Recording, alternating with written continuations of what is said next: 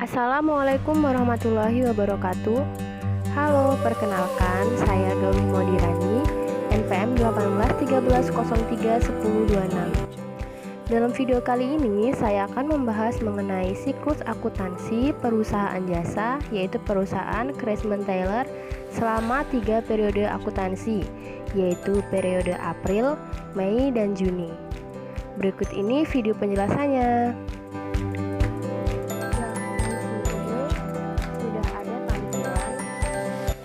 Bulan April 2020 dan juga sudah ada tampilan jurnal umum. Nah, langsung masuk saja ke transaksi yang pertama. Transaksi 2 April, Nona Syahadah menginvestasikan uang tunai untuk modal awal usaha senilai 200 juta. Kemudian di jurnal umumnya yaitu kas pada modal. Kasnya bertambah senilai 200 juta dan modalnya bertambah senilai 200 juta. Untuk keterangannya yaitu modal awal Nyonya Syahadah. Nah, lanjut ke tanggal 3 April. 3 April Nona Syahadah membeli 3 unit mesin jahit Singer senilai 4 juta per unit secara tunai. Kemudian Nona Syahadah juga membeli 3 unit mesin obras Singer senilai 1.300.000 per unit secara tunai. Nah, kemudian untuk jurnal umumnya bagaimana? Nah, jurnal umumnya adalah yang pertama, mesin jahit Singer senilai 12 juta. 12 juta ini didapat dari 4 juta harga per unit dikalikan dengan jumlah unit, yaitu 3 unit. Nah, dapatlah 12 juta. Kemudian mesin obras Singer senilai 3.900.000 ini didapat dari harga per unit yaitu 1.300.000 dikali 3 jumlah unitnya, jadi dapatlah 3.900.000. Kemudian pada kas, karena pembelian secara tunai, yaitu kasnya berkurang sebesar 15.900.000. Lanjut ke tanggal 4 April, membeli perlengkapan Taylor sebesar antara lain gunting, penggaris, benang obras, benang jahit, dan jarum jahit senilai 1 juta. Kemudian di jurnal umumnya dia dianggap sebagai perlengkapan pada kas sebesar 1 juta rupiah. Seperti itu. Terus lanjut saja ke transaksi selanjutnya, yaitu transaksi mengenai menyewa ruko. Menyewa ruko untuk kegiatan usaha Taylor selama 3 tahun senilai 63 juta rupiah. Nah, seperti di ketentuan awal tadi bahwasanya ketika melakukan pembayaran di muka menggunakan metode real. Nah, berarti pada transaksi tanggal 6 ini kita catatnya menggunakan metode real ya, teman-teman. Dimana metode real ini jurnalnya adalah di jurnal umumnya adalah sebagai berikut. Tanggal 6 April, sewa dibayar di muka pada kas. Jikalau menggunakan metode real, maka yang dianggap kita adalah akun realnya atau hartanya. Jadi si akun real ini kita letakkan di debit gitu. Jadi sewa dibayar di muka pada kas sebesar 63 juta rupiah. Nah, lanjut ke tanggal 10 April. Di sini tanggal 10 April adalah menerima jasa Taylor antara lain. Yang pertama ada baju wanita tanpa furing, 1 potong untuk tunai dan 1 potong kredit. Kemudian ada juga baju pria dengan furing, 3 potong secara kredit. Ada celana pria 1 potong untuk secara tunai, dan permak baju wanita ataupun pria sebanyak 3 potong secara tunai dan harga per potongnya 30.000. Nah, di sini jurnalnya adalah tanggal 10 April adalah kas piutang pada pendapatan. Kemudian nominalnya kita carinya di sini tadi ya, teman-teman. Untuk baju wanita tanpa furing per potongnya itu ada 160.000. Kemudian untuk baju wanita dengan furing per potongnya itu 190.000. Kemudian baju pria dengan furing per potongnya itu 140.000. Dan di sini ada permak baju pria ataupun wanita per potong 30.000. Tinggal kita jumlahkan. Kita jumlahkan bagian yang tunai, kemudian kita jumlahkan juga bagian yang kredit. Di sini yang tunai kita golongkan ke akun kas. Akun kasnya sebesar 605.000. Kemudian yang kredit kita golongkan ke akun piutang, dimana akun piutang ini sebesar 580.000. Nah, kas dan piutang ini adalah penambahan pendapatan. Jadi kita itu mendapatkan kas dan piutang ini karena pendapatan atas penjualan jasa kita secara kredit dan tunai. Nah, pendapatan kita juga bertambah sebesar Rp1.185.000. Oke, lanjut ke tanggal 12 April. Tanggal 12 April ini juga menerima jasa penjualan ya. Jadi dia tuh juga menjual jasa sama yang tadi tanggal 10 tadi. Namun di tanggal 12 ini terjadinya secara tunai semua, teman-teman. Jadi di sini ada jasa baju wanita tanpa furing itu 1 potong tunai. Kemudian baju pria tanpa furing 1 potong tunai, baju pria dengan furing 1 potong tunai, dan celana wanita 2 potong secara tunai. Tinggal kita jumlahkan. Kita lihat harga per potongnya di atas tadi ya. Nah, di sini jumlahnya adalah kasnya sebesar 700.000 dan pendapatannya sebesar 700.000. Atas apa? Atas penjualan jasa secara tunai. Oke, lanjut ke tanggal 13 April membayar beban utilitas senilai Rp1.500.000 secara tunai.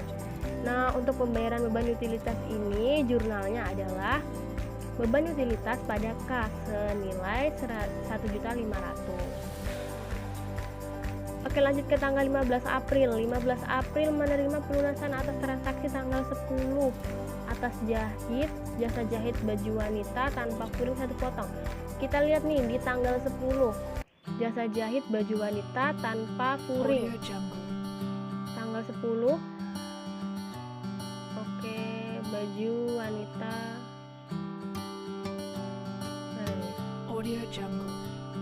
Nah, nih baju wanita tanpa furing. Di sini ada 1 potong secara kredit. Nah, kita lunasin yang kredit ini ya. Yang kredit ini kita lunasin. Nominalnya adalah 160.000. Teman-teman. Tanggal 15 April. Jadi jurnalnya adalah kas pada piutang, di mana kita menerima kas atas pelunasan piutang di tanggal 10 tadi.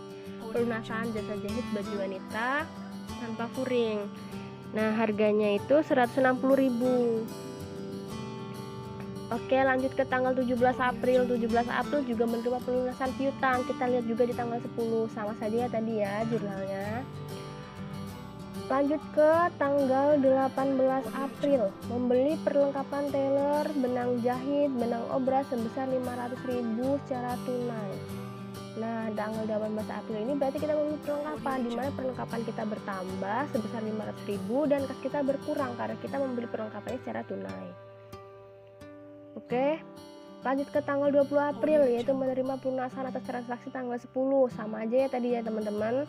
Ini adalah jurnal pelunasan piutang di tanggal 10 tadi. Tanggal 21 April menerima jasa tailor antara lain. Nah, ini jurnalnya. Karena kita menjual jasanya itu ada tunai dan kredit, maka jurnalnya itu ada kas, piutang, dan pendapatan. Nominalnya kita sesuaikan ya. Sudah paham semua? Kita ke tanggal 29 April, pengambilan uang untuk keperluan perbaikan kendaraan pribadi. Nah, untuk keperluan pribadi ini, yaitu jurnalnya adalah prive pada kas. Ini dia jurnalnya. Tanggal 29 April, prive pada kas senilai 1.200.000. Kemudian tanggal 29 April menerima pelunasan atas transaksi tanggal 21 jasa jahit celana pria 2 potong. Nah, ini sama aja ya pelunasan piutang. Nanti jurnalnya itu adalah kas pada piutang. Kita lihat piutangnya itu ada di tanggal 21. Nah, udah paham kan?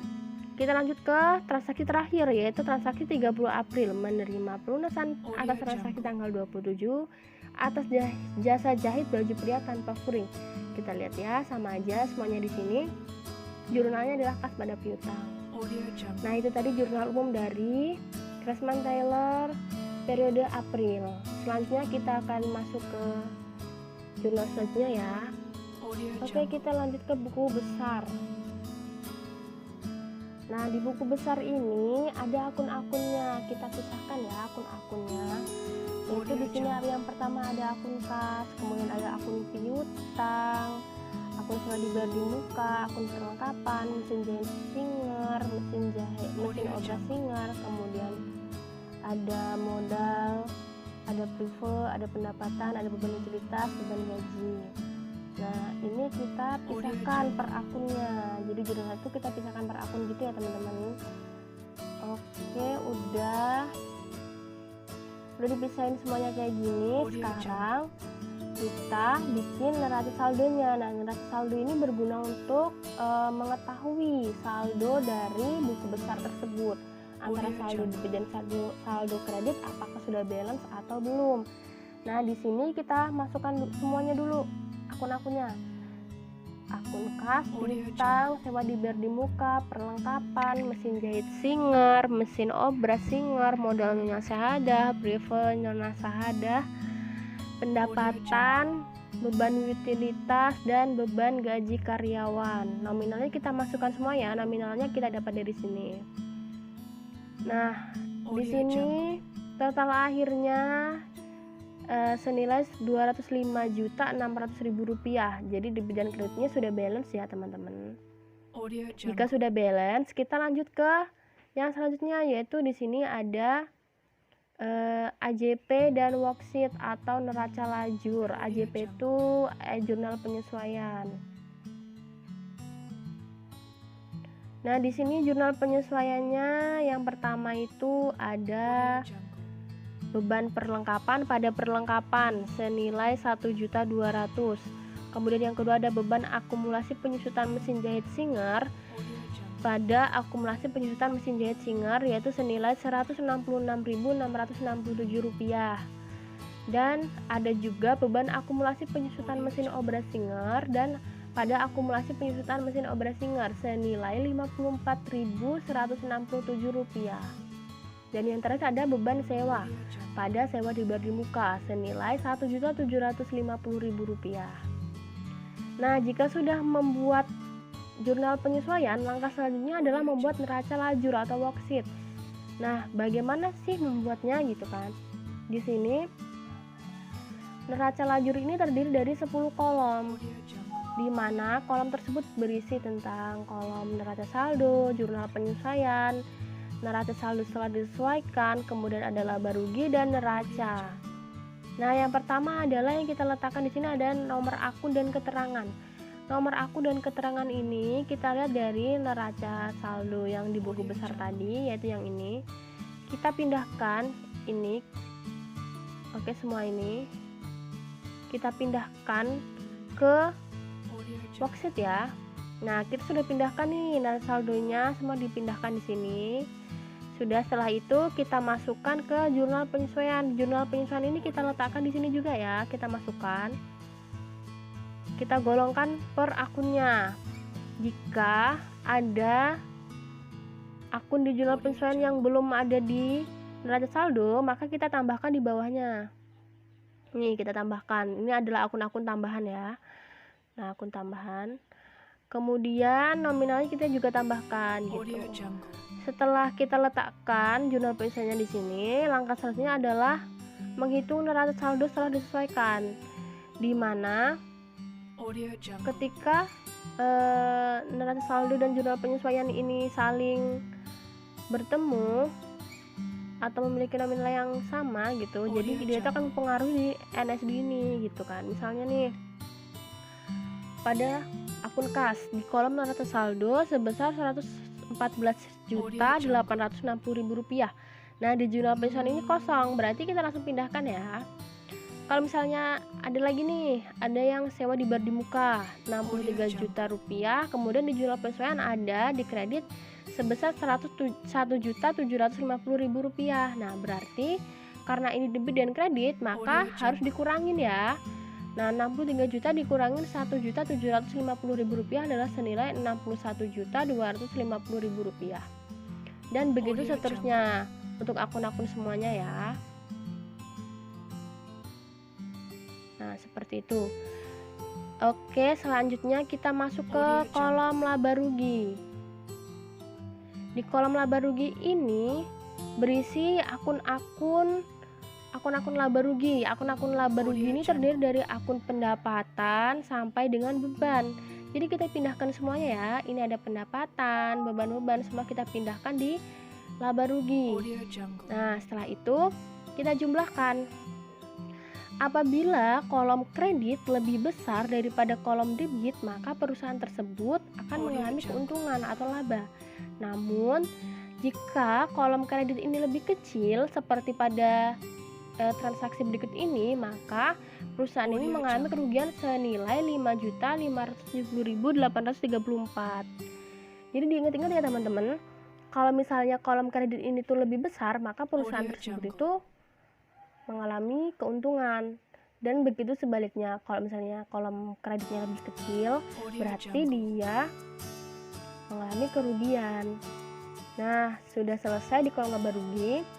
Lanjut ke kolom neraca. Kolom neraca ini berisi akun-akun neraca atau akun harta, di mana terdiri dari aktiva dan pasiva. Aktiva, pasiva, dan ekuitas ya. Nah, di sini kita masukkan semuanya di sini ya.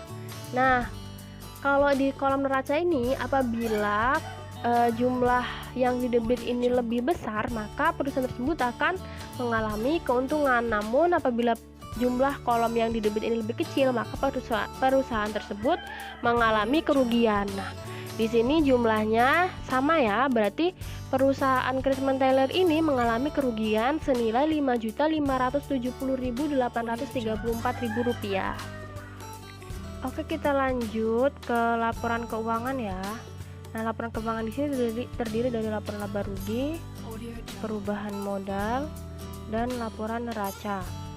Laporan laba rugi ini berisi pendapatan dan beban, di mana total labanya ini harus sama yang di neraca lajur tadi. Kemudian ada laporan perubahan modal ini, yaitu untuk mengetahui modal akhir kita setelah dikurangin dengan prive dan laba atau rugi gitu. Kalau misalnya perusahaan kita laba berarti ditambahkan, kalau misalnya perusahaan kita rugi berarti dikurangi. Dan selanjutnya di sini ada laporan neraca. Nah, laporan neraca ini gunanya untuk mengetahui apakah posisi aset dan kewajiban ekuitas kita itu seimbang atau tidak. Apabila seimbang, nah berarti sudah benar ya, nih karena ini balance, sudah seimbang. Jadi seperti ini. Setelah membuat laporan keuangan, yaitu langkah selanjutnya adalah membuat jurnal penutup. Jurnal penutup ini gunanya untuk menutup akun-akun laba rugi. Jadi dari akun pendapatan, kemudian beban, kemudian ekuitas laba rugi, dan prive.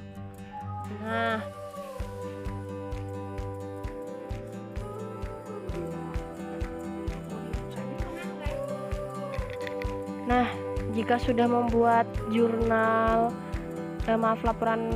jurnal penutup, maka langkah selanjutnya adalah membuat neraca saldo setelah penutup. Nah, neraca saldo setelah penutup ini berisi akun-akun neraca. Jadi tadi kan akun-akun laba ruginya sudah kita tutup, jadi udah kosong saldonya. Nah, kita letakkan di sini adalah kita buat neraca saldo setelah penutup yang berisi akun-akun neraca, gunanya untuk mengisi saldo awal buku besar di periode selanjutnya. Jadi di sini ada akun kas, piutang, coba diberi muka, perlengkapan, akumulasi penyusutan mesin jahit Singer, akumulasi penyusutan mesin obras Singer, mesin jahit Singer, mesin obras Singer, modalnya saldo.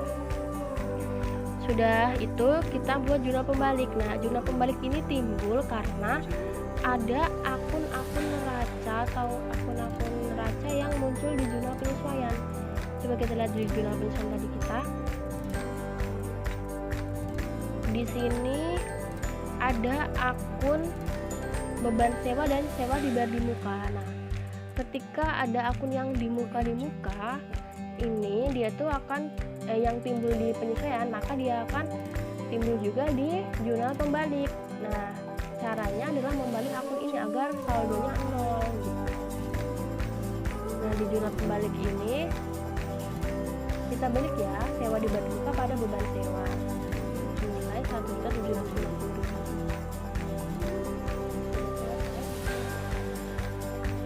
Oke, lanjut ke periode Mei. Nah, di periode Mei ini jurnal umumnya di sini ada transaksi tanggal 3 Mei di mana Craftsman Tailor ini membeli perlengkapan tailor yaitu gunting, penggaris, benang obras, benang jahit, jarum jahit senilai 1.200.000 secara tunai. Nah, jurnal umumnya adalah perlengkapan pada kas. Kemudian tanggal 5 Craftsman Tailor ini menerima pelunasan atas transaksi tanggal 27 atas jasa jahit baju wanita. Nah, tanggal 27 ini tuh tanggal 27 yang ini periode sebelumnya yaitu 27 April ya. Jadi kita lihat dulu di tanggal 27 April. Di sini jurnalnya ada kas pada piutang sebesar 760.000. Selanjutnya ke tanggal 6 Mei. Di tanggal 6 Mei ini Craftsman Tailor menjual jasanya. Yang pertama itu ada jasa baju wanita tanpa kuring secara tunai itu sebanyak 1 potong. Kemudian ada lagi. Nah, di sini juga ada juga yang secara tunai semua deh. Secara tunai semua. Itu ada celana wanita, celana pria, kemudian ada permak baju wanita ataupun pria. Nah, lanjut ke tanggal 8 Mei. Tanggal 8 Mei ini menerima pelunasan atas transaksi tanggal 27. Jadi melunasi lagi ya, melunasi atas piutangnya di tanggal 27 periode sebelumnya yaitu periode April. Oke. Jurnalnya di situ bisa dilihat di situ kas pada piutang. Lanjut di tanggal 10 Mei ini sama aja dia menjual jasa. Jasanya ada yang tunai, ada juga yang kredit. Nah, di sini saya rasa banyak transaksi yang sama. Jadi kayak ada juga yang melunasi piutang, kemudian ada penjualan jasa dan lain sebagainya. Nah, di tanggal 14 Mei ini tuh membayar beban utilitas senilai 1.400.000. Kemudian di tanggal 16 Mei ini menerima sewa gudang selama 2 tahun. Nah, tanggal 16 Mei ini karena dia itu menerima uang sewa, berarti jurnalnya itu kas pada pendapatan sewa senilai 72 juta. Tanggal 20 Mei menerima pelunasan atas transaksi tanggal 10. Nah, ini juga pelunasan piutang di tanggal 10 yang periode Mei, bukan periode April lagi ya. Langsung aja ke transaksi yang selanjutnya. Transaksi tanggal 27 Mei. Di sini ada pengambilan uang untuk keperluan pribadi. Nah, jurnalnya itu priva pada kas 1.300.000. Ya. Udah selesai semua transaksi. Setelah itu kita masuk ke buku besar. Buku besar digunakan untuk mengelompokkan transaksi sesuai ke dalam akun-akunnya. Nah, seperti yang periode sebelumnya nggak jauh beda.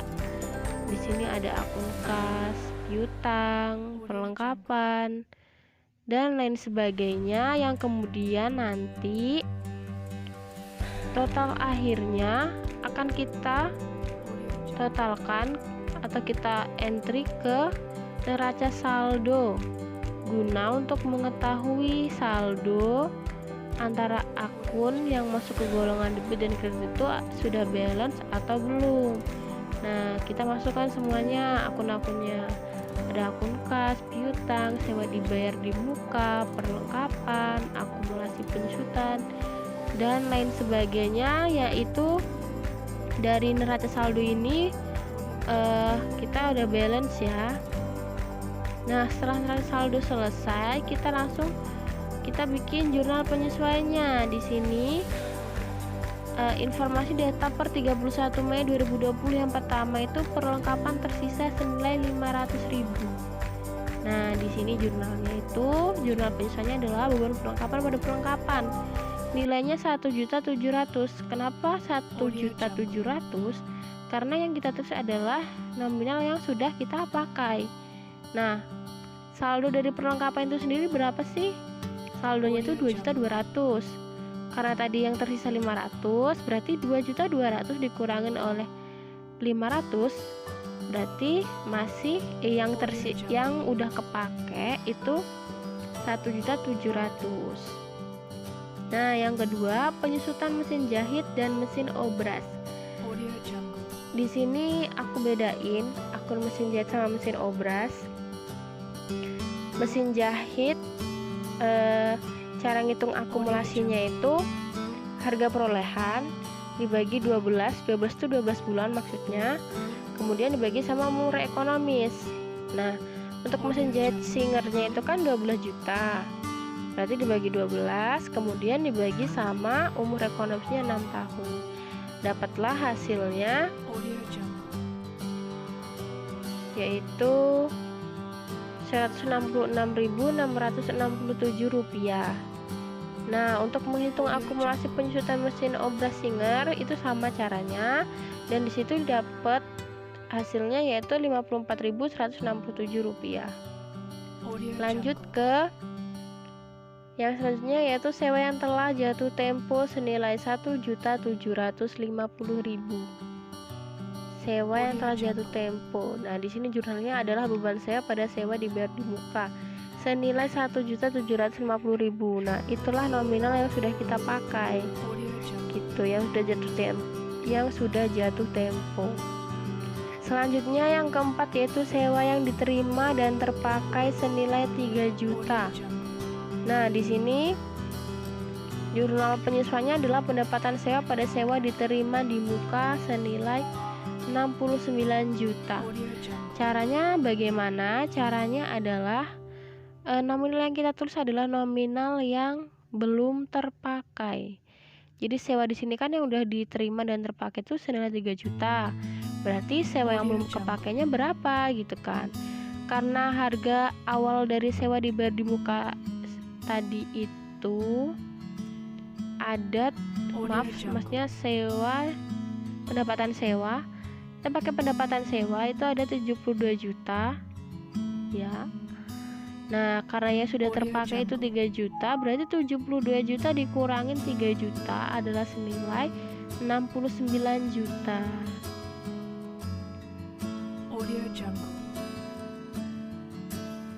Sudah paham kan teman-teman? Yang terakhir tanggal 31 Mei lagi. Nah, di sini ada beban penyusutan piutang tak tertagih pada piutang tak tertagih senilai 13.800. Tuh. Nah, setelah selesai bikin penyesuaian, kita langsung bikin neraca lajur.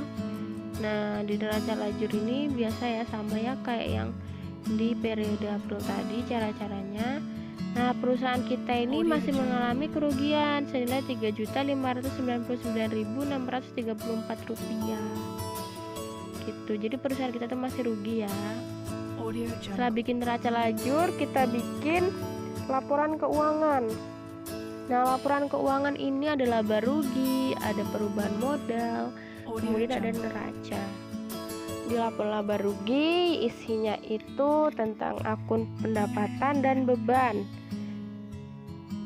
Kemudian akun perubahan modal untuk mengetahui modal akhir, yaitu modal akhir non-nasyadah itu sebesar Rp188.329.532. Selanjutnya bikin laporan neraca. Laporan neraca ini untuk mensinkronkan antara aset dan kewajiban.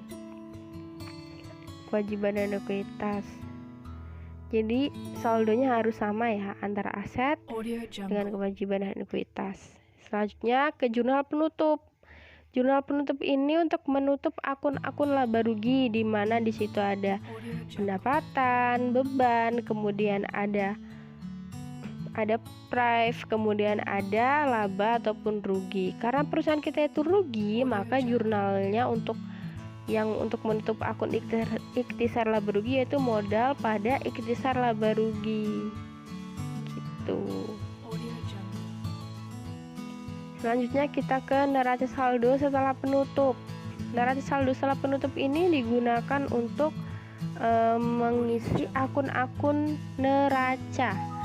Gunanya untuk mengisi saldo awal buku besar di periode selanjutnya.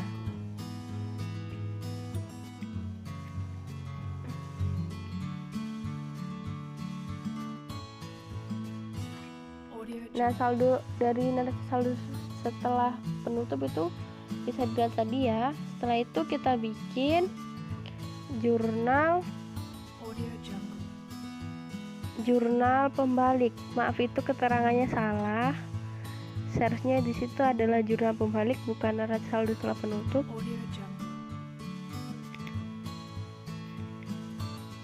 Jurnal pembaliknya ada 2. Nah, kita lihat jurnal pembalik itu muncul karena adanya akun neraca itu yang muncul di penyesuaian.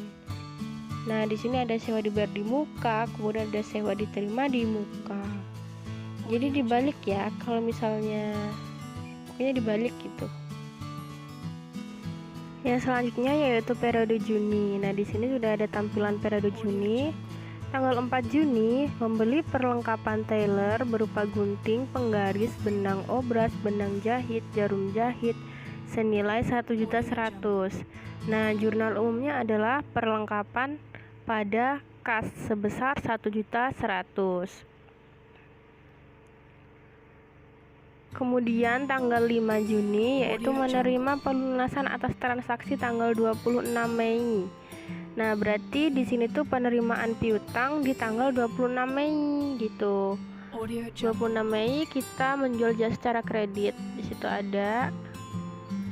Nah, untuk nominalnya yaitu 200.000. Berarti jurnalnya adalah kas pada piutang sebesar 200.000. Selanjutnya tanggal 6 Juni yaitu menerima pelunasan, sama juga jurnalnya. Kemudian tanggal 9 Juni itu menerima sewa ruko 2 lantai selama 1 tahun sebesar 54 juta. Tetapi uang sewa baru diterima akhir masa sewa. Ya, tanggal 9 ini jurnalnya yaitu kas pada pendapatan sewa senilai 54 juta. Tanggal 10 Juni menerima pelunasan. Nah, dia berarti jurnalnya yaitu kas pada piutang. Tanggal 12 Juni menjual jasa tailor. Di situ ada baju wanita dengan furing secara kredit ya. Baju pria tanpa furing tunai. Baju pria dengan furing kredit, dan celana pria tunai permak itu tunai. Nah, jurnalnya bisa kita lihat. Yang pada intinya untuk penyusunan jurnal sama caranya. Saat menjual jasa tailor, kalau secara tunai dan kredit berarti jurnalnya adalah kas piutang pada pendapatan. Nah, ini lanjut ke tanggal 14 Juni membayar beban utilitas sebesar 1.600.000. Berarti jurnalnya adalah beban utilitas pada kas. Kemudian tanggal 16 Juni meminjam uang di Bank Nusa senilai 50 juta selama 3 tahun. Bunganya 12,5% per tahun, kemudian dibayar setiap tanggal 5 dan pembayaran dimulai awal bulan Juli. Berarti kita belum ngebayar angsuran ya. Nah, jurnalnya adalah kas pada utang gitu. Nah, nominalnya yaitu 50 juta. Lanjut ke tanggal selanjutnya yaitu 22 Juni dia menjual jasa tailor. Kemudian 24 Juni membayar gaji 3 karyawan, karena karyawannya kita tadi nambah 1. Jadi membayar gaji karyawan, jurnalnya yaitu beban gaji pada kas senilai 9.750.000. Oke. Kemudian tanggal 26 Juni yaitu menjual jasa tailor. Tanggal 27 Juni yaitu pengambilan uang untuk keperluan pribadi atau prive. Tanggal 27 Juni yaitu prive pada kas. Kemudian tanggal 28 Juni pelunasan piutang, dan tanggal 30 Juni adalah membeli peralatan berupa ACLC 1/2. Selanjutnya kita masuk ke buku besar. Buku besarnya sama seperti biasa, cuma di sini ada tambahan akun, yaitu akun ACLC. Kemudian ada tambahan akun mungkin itu aja. Sewa diterima di muka. Ya, ada tambahan akun sewa diterima di muka. Dan hutang Bank Nusa. Nah, kita masukkan semua ke dalam buku besar. Kemudian kita jumlahkan saldonya di neraca saldo. Dapatlah saldonya yaitu 374.900 berapa tadi itu ya? Ya segitulah ya. Kemudian bikin jurnal penyesuaian. Jurnal penyesuaian di sini yang pertama yaitu perlengkapan tersisa senilai 900.000. Nah, berarti jurnalnya adalah beban perlengkapan pada perlengkapan. Kemudian nominalnya adalah nominal yang sudah terpakai. Nah, yang kedua yaitu penyusutan mesin jahit, mesin obras, dan AC. Untuk penyusutannya rumusnya masih sama, yaitu harga perolehan dibagi 12 bulan dibagi umur ekonomis. Semua berlaku seperti itu ya. Di sini saya bedakan untuk jurnalnya, yaitu beban penyusutan mesin jahit Singer pada akumulasi penyusutan mesin jahit Singer, beban penyusutan mesin obras Singer pada akumulasi penyusutan mesin obras Singer, dan beban penyusutan ACLC 1/2 pada akumulasi penyusutan ACLC 1/2. Oke, kemudian lanjut ke sewa yang telah jatuh tempo senilai 1.750.000. Di sini jurnalnya adalah beban sewa pada sewa dibayar di muka senilai 1.750.000. Oke, sudah semua. Jika sudah semua, kita lanjut ke neraca lajur. Nah, seperti biasa, kita masukkan kolom neraca saldo, kemudian kemudian ayat jurnal penyesuaian atau jurnal penyesuaian, kemudian neraca saldo setelah disesuaikan, kemudian laba rugi, dan yang terakhir adalah kolom neraca. Nah, pada periode Juni ini perusahaan mengalami keuntungan senilai Rp995.361. Jika dia untung, posisinya di situ ya, teman-teman. Selanjutnya kita bikin laporan keuangan. Seperti biasa, laporan keuangan itu terdiri dari 3, yaitu laporan laba rugi, perubahan modal, dan laporan neraca. Oke, jadi sama posisi labanya yaitu Rp995.361. Kemudian di situ perubahan modal akhirnya didapat yaitu Rp188.074.893. Kemudian untuk laporan neracanya, balance-nya yaitu Rp358.074.893. Jadi posisi aset dan kewajiban sama ya, balance. Lanjut ke jurnal penutup. Jurnal penutup di situ ada pendapatan, beban, ikhtisar laba rugi, dan modal. Karena perusahaan kita itu laba, berarti jurnal untuk ikhtisar laba ruginya adalah ikhtisar laba rugi pada modal senilai Rp995.361.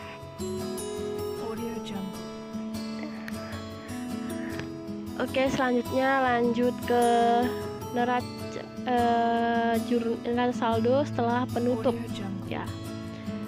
Neraca saldo setelah penutup. Nah, sudah terlihat semuanya, yaitu akun neraca mulai dari kas sampai dengan modal. Selanjutnya ke jurnal pembalik. Nah, jurnal pembalik ini ada dua, yaitu sewa dibayar di muka pada beban sewa dan sewa diterima di muka pada pendapatan sewa. Gitu. Nah, mengapa dua? Karena dua akun ini muncul di jurnal penyesuaian. Terima kasih atas perhatiannya. Cukup sekian dari saya. Saya akhiri. Wassalamualaikum warahmatullahi wabarakatuh.